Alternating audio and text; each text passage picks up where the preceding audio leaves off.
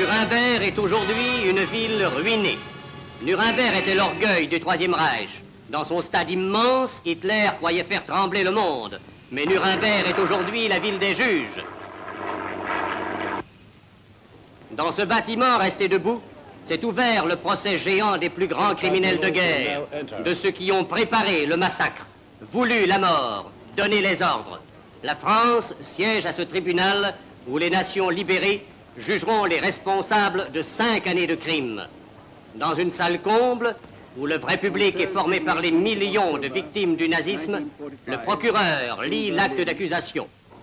On a rassemblé ici 20 responsables, gibier de choix, dont la plus grosse pièce, un peu amaigrie pourtant, est Göring.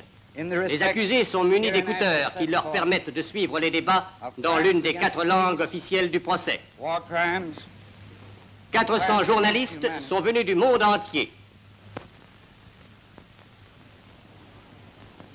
Et la défense déjà s'agite. Meine Bitte, die ich für die Gesamtverteidigung äußere, geht also dahin zu... But now we will adjourn for 15 minutes, in which all of you may consult. Mais le président a posé une première question. Les accusés plaideront-ils coupables ou non coupables? Là-dessus, ils sont tous d'accord. Non coupables. Wilhelm Göring. Göring le premier. Il amorce un discours. Gerichtshofes beantworte, ob ich mich schuldig oder nicht schuldig bekenne.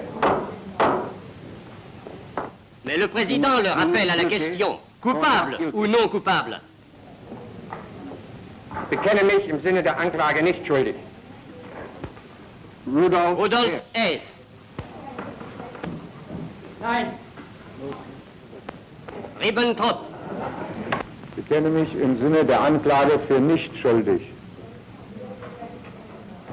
Keitel. Wilhelm Keitel. Ich bekenne mich nicht schuldig.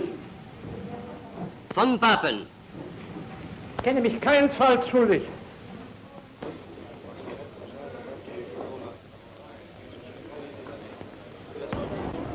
L'audience est suspendue. Le procès sera long. Mais ces hommes qui ont été au sommet de la puissance, qui ont cru tenir le monde dans leurs mains, ces hommes aujourd'hui vaincus, saisis et accusés, ces hommes savent bien que le monde ne leur pardonne pas et que l'heure de payer est venue.